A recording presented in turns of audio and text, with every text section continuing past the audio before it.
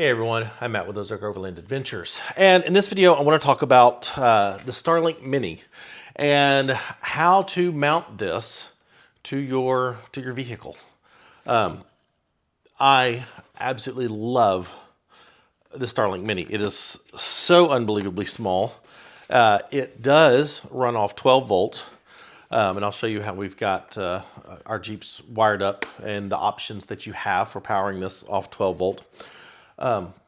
But it's when it comes to being in remote locations and off grid, things like, you know, the Spot, the Garmin InReach, the Zoleo, those are fantastic devices to have for just simple communications back to home, check in with kids, aging parents, spouse, whatever, SOS button in case something really bad happens and you need to call in the cavalry to come rescue you because rig's broken down, someone's injured, whatever. Those are great, and I think if you're going to be traveling remotely, at least someone in your party, if not you, needs to have one of those. I just think it's a vital tool just to be safe when out exploring remote areas like we love to do. But the Starlink Mini allows you to have real internet, real communications, allows you to work remotely. I have taken this and had Zoom calls with companies while I was out in the Arizona desert. It is fantastic. I've been driving on trails in Colorado and been able to FaceTime my wife. The amount of communication that you're able to have with this is fantastic. Now, I mean, there's always going to be the naysayers. Yeah, but everybody's, on their phone, scrolling Instagram and Facebook and TikTok. Maybe. Depends. Anyway, whatever. While they're around the campfire, and that takes away the joy. That's fine. That's fine. That is true. But the benefits of this for being out in remote locations and having connectivity, being able to communicate with family, friends, work, whatever, is there's no contest. Absolutely no contest with the Starlink Mini. I have taken this on a motorcycle trip. Just put it in my bag. I've taken this on airplanes. It goes in my laptop bag. It's absolutely incredible. But how do you mount it to your vehicle? And what I have here is 3 different mounting options. There's more out there. So many companies are capitalizing on the portability of the Starlink Mini and making mounts for these. I just happen to have 3, and I'm going to kind of walk you through the options. The cheapest option is this one. This is Starlink's official roof rack mount.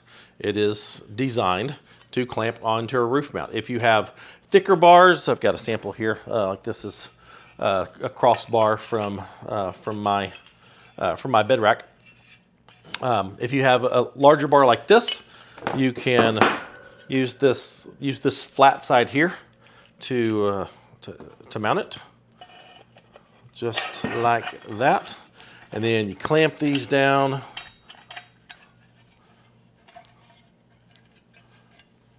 And that's not going anywhere. That is absolutely secure as far as the mount goes. Now, you do have to take out this piece here on the back of the Starlink, so you lose your foot, and then that, there we go, that goes there, clamps in, and boom, there's your, that simplest, easiest, cheapest at $55 to mount your Starlink. Now, I have some cons and why we don't use this one. Number one, like I said, you do have to take this off. So if you get to camp and maybe you're under trees, you want to remove your Starlink, then you have to be sure you have this. So you pop that off. There we go. Pop that off, and then make sure you have this. Pop this in so you can get it at the right angle. The other thing I don't particularly care about it is I don't feel like it's super secure on the Starlink. It just has these little tabs here that go into these notches under the Starlink right here. And I just, for where we like to go, for a $600 dish. I don't see. I mean, it's not great. You got to get it in there just right. There we go. All right, now it's in there. So I just don't feel secure leaving this on full time driving down the road. My Starlink on my Jeep lives on my Jeep. I never take it off unless I have to go somewhere.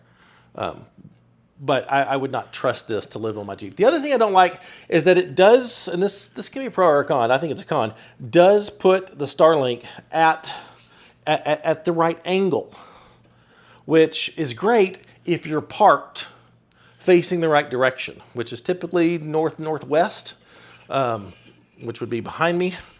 But if you're parked that way, then you're good. But if you're not parked that direction, I think a flat mount, from what I've observed, is the better option. Because if you have that angle and you're facing south, you're not going to get much signal, because it's pointing the wrong direction. If it's flat, it can at least get some of the satellites from any direction. So I think that's another con with the Starlink mount, Starlink official mount. So it is the cheapest, and $55. That's why we bought it. I wanted to see if it would work, and it does, but I don't trust it. So this is a really nice mount from a company called Satgear. Now, Satgear's been around for a while, and they make a ton of mounts, not just for the Mini, for the Gen 2, Gen 3. They make all kinds of cables. They make boxes. They make a ton of accessories and mounts and cases and stuff for all the Starlinks. This is their Mini mount, and I think this is their SM, specifically their SM2. They have 3 different versions of this. 2 of them have this little wind fairing, so I guess it makes it more aerodynamic.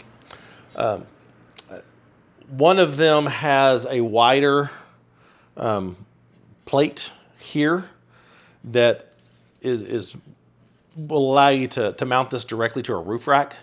I don't have that version. This one is designed to mount with suction cups or really, really strong magnets. So you can do both. Nothing on my Jeep pointing up is steel. It's all aluminum, so magnets are worthless.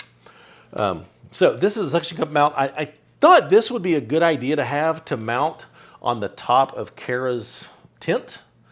And it is a really, really good quality mount. So if you've got a flat surface and you want to use suction cups to secure it, you don't have a roof rack, I absolutely would trust these suction cups. They are super industrial, well-made suction cups.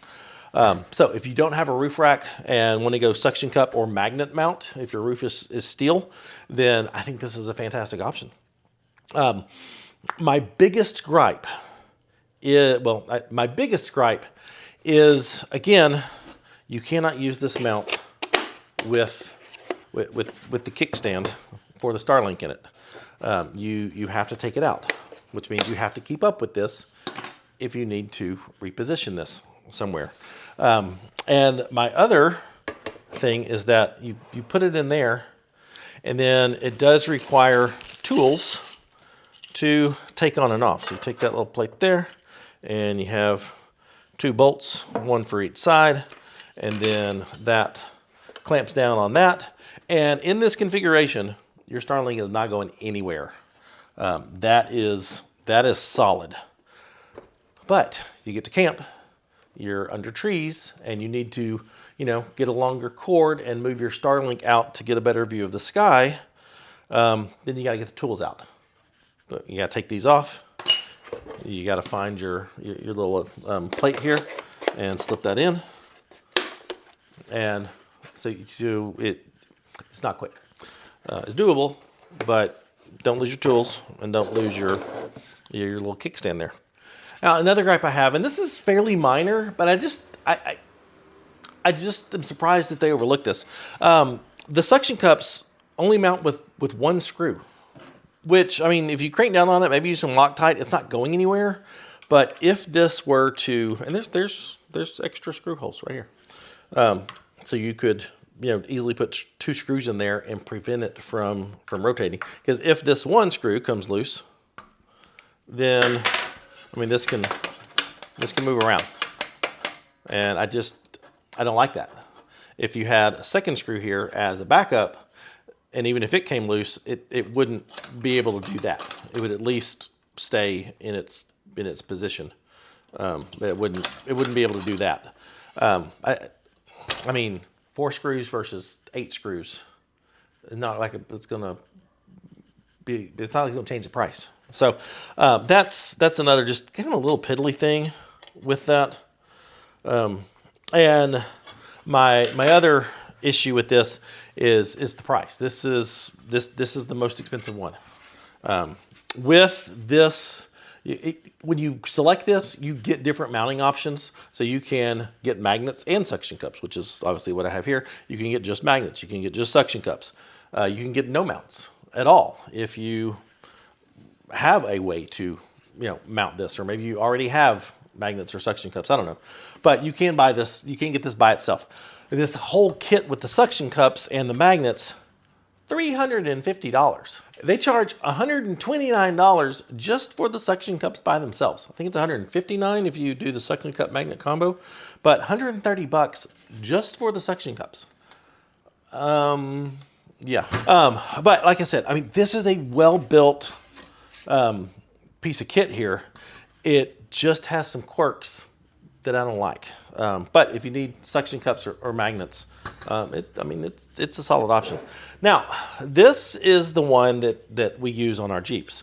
It is from a company called Revolink. They're fairly new. They pretty much only make stuff for the Mini. But this is their quick release mount. And it is specifically designed to mount on a roof rack. They do offer magnets. They are just like these. But they do have a magnet option that you can add on. But if you just order the Revolink quick mount, this is it. And what I love about it is, once you mount this to your roof rack, you don't have to remove the kickstand. And once you get it in position, this just slips in here, and this goes there.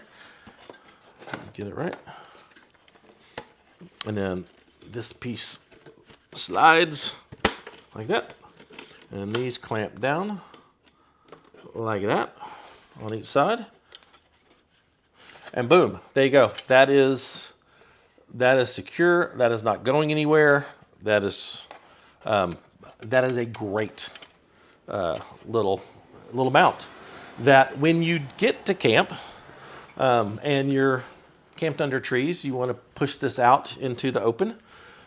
You flip that, you flip that, you pull it out. It can be a little tight, and you want it tight. There you go, and then that pops right out. I use this like this at camp all the time. This has been living on my Jeep since August. I think August. So almost 6 months now, and my Starlink has been living in this mount. And sometimes when I get to camp, if I'm under a tree or something, I will just pop this out. I may just pull this down, put it on my hood, or get a longer cord, put it out into the into the grass or wherever. We're on a table, and I have absolutely loved this one from Revolink. This is $200, $199 for this right here. For the quick release mount. Revolink also does make a number of cords. This is a USB-C to the 5.5 barrel plug. Sat Gear makes cords. This is their cigarette lighter adapter to barrel plug there. They all make little cords and accessories, or sell cords and accessories. I don't know if they make them. I do like that Revolink's cords. They do have the nice little rubber grommets here on the barrel plug. This does not have that. You can also order all this stuff. These I've actually purchased for our Jeeps on Amazon. Is where I got ours. But if you want to do USB, you can use this. Which brings us to powering the Mini. And the great thing about the Mini is that you can run it off 12 volt. If you want to run it off USB-C, you can. The USB port does need to provide up to 100 watts. So some power stations don't have a 100 watt USB-C port. So if you're going to run it off a power station, like this Blue Eddy AC70, this will run Starlink no problem, and for a very long time, because Starlink only pulls like 20 watts, which is not much at all. So yeah, you can absolutely run this off any power station that has 100 watt USB-C ports. You can obviously run it off the cigarette lighter plug adapters that provides over 100 watts to power this, or you can do like what we have done and wire your Starlink either direct to a battery, so it's just always on, or what we've done is we have wired them into our switch panels. So like I said, this lives on top of my Jeep. This is wired to a switch panel, and when I need it, all I've got to do is toggle that switch and it comes on. And when I don't need it, like most of the time on interstates and driving around town and stuff, I don't want it powered on, and so I just push the button and it turns off. So that is awesome, that you can do all this. Let me grab the camera and I'll show you exactly how we have ours wired and set up. All right, well, this is pretty much the same setup we have on both Gladiators. We have the RevoLink quick mount kit mounted to the Sherpa, the Moonlight rack, and it just works incredibly well. Now it doesn't have the little fancy fairing that the Sat Gear mount has, but I mean, I've never noticed any type of wind noise or anything like that from the RevoLink. But yeah, that's it. And we've got the cord that goes in there. I've got it secured up under her tent with some just 3M adhesive pieces that it's zip tied to. Wire comes in here under her topper, and then is wired to her Red Vision system back here that controls all of her lights and outlets and fridge and all that sort of stuff back here in the bed. And so to turn it on, all you gotta do is boom, tap that button, Starlink's getting power, Starlink will turn on. And like I said, mine is pretty much the same way. Got it secured to my roof and under my tent, and I don't have the topper, so mine just comes right down here, and underneath here the wires go into my aux beam switch panel box, which I can't really get a good shot of, but it's down there. And then when I want to turn my Starlink on, that button right there turns my Starlink on. And it's just that easy. Well, and I know your question is, well, Matt, if you're tied to the switch panel in the back of both Gladiators, then if you're driving and need to turn them on, how do you do that? Well, all of our switch panels have Bluetooth apps that allow you to control them on my phone. So I just turn on the app on my phone, and I can toggle these on and off from inside. So that's handy, real handy. But yeah, that's our Starlink Mini setup. There's a lot of options. I'm not just pushing RevoLink or Sat Gear or whatever, because there's a lot of options on the market yet. These are the ones that I've tested. These are the ones that we use, and I think these work really, really well. Like I said, mine's lived on top of my Gladiator since August, and it's mid-January, so 5 months. And it's fantastic. So I hope this was helpful. I know I didn't go into the wiring diagram. Let me tell you what I did. I did purchase cords just like this, and to wire this to our switch panel, or if you're wiring it direct to the battery, I just cut this off, and you can figure out which one's the positive and the negative, and plug them in accordingly, and boom. It's really just that simple. So if you have questions, put them down in the comments. I'll be happy to help any way I can. If if this was helpful and you liked the video, be sure and give it a like. It really helps YouTube know, hey, this was helpful. Share this with other people. And subscribe if you're not. If you like what we're doing and you want to consider supporting the channel, check out the Patreon link in the description. And for all of our merchandise, go to shopoverlandapparel.com. Thanks for watching. I'll see you next time. Bye.